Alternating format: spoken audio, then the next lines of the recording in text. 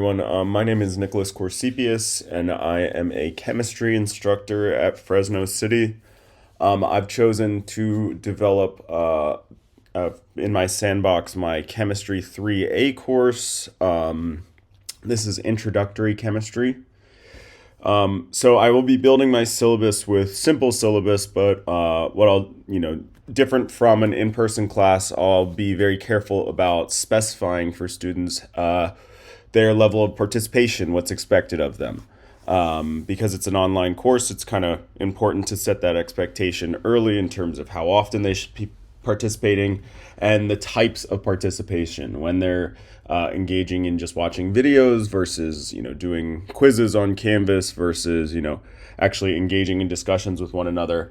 And then the time frame, especially of those discussions, right? Because in order to have a good discussion, there has to be some sort of a back and forth. It has to happen in a relatively timely manner.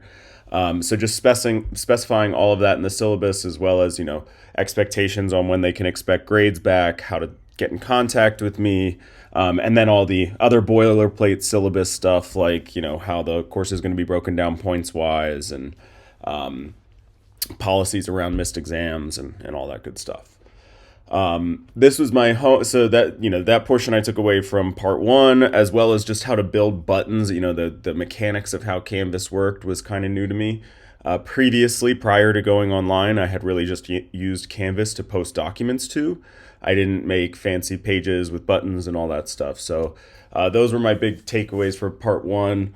For part two, it was kind of what the big takeaway was: making that good first impression, having a good homepage that's very, very easy to navigate and specifies with students what your expectations are. So, and I've also built it so that it's accessibility friendly with the headers and everything. So it's kind of broken down by top into those categories. So at the very top is just contact information as well as meeting times. And then the first thing that they'll see is this video, which introduces myself, but also probably more importantly, how they navigate around the Canvas course. So much like this video, it's kind of just a partially a screen recording where I show them how to click around, what my expectations are as to where they're going to go first, and how the general design of the course is. And so what I had actually built out, I built out the course introduction one, but my real sample one that I had built out was this chapter 4 module here. So each week you can see that there's a button here that corresponds to each chapter. So we keep a pace of about a chapter a week. So what happens is each week a new button will open up and be accessible. So this is now my chapter 4 module. When you click there, the first thing that you click on is the introduction page. And that has not only all the documents that they need, like lecture slides in this particular chapter, they need a periodic table to be able to work through, but also the learning objectives of that unit. In terms of formative versus summative assignments, basically how the course is broken down is that each chapter is broken down by topic, and so each topic will have a video that accompanies it. And then each video will have some sort of a formative assignment associated with it. A large amount of them are in the form of Canvas quizzes, just because of the way, the structure of a chemistry course, it sort of works very well like that. They can get immediate feedback as to whether or not they're doing something correct, which I think is very important. In addition, though, there's for peer-to-peer interaction, I guess I forgot to publish it. There we go.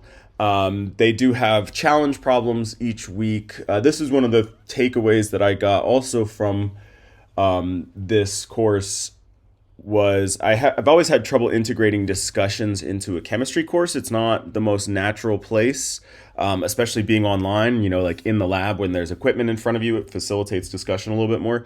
One of the things that I had thought of based on other people's comments was this idea of structuring discussions around things that don't necessarily have one correct answer. And so this particular weekly, I call them challenge problems, would be, just to sort of pontificate about what it is that makes a measurement more accurate, precise than another measurement. What factors kind of play into that. And again, kind of not trying to get at one right answer, but just trying to get them to mull over these concepts of accuracy and precision, with them coming up with their own example of in their real world of a accurate and precise measurement versus an inaccurate or an imprecise measurement. So then each topic has a video and then a quiz. So then what I have is at the end there are summative quizzes, which then compile a bunch of this stuff. So for example, this particular chapter is about measurements and how to take measurements accurately and what are called significant figures, which is a really important concept in chemistry. And so then they have their summative quiz where they'll then have to be able to show all of those skills built into one. So at the end, they're going to be doing unit conversions, which are mathematical operations where they're going to be having to keep track of those sig figs. Just see. Yeah, so all the topic, in certain terms of accessibility, everything's been built out such that, with proper headers and, better buttons and all that good stuff.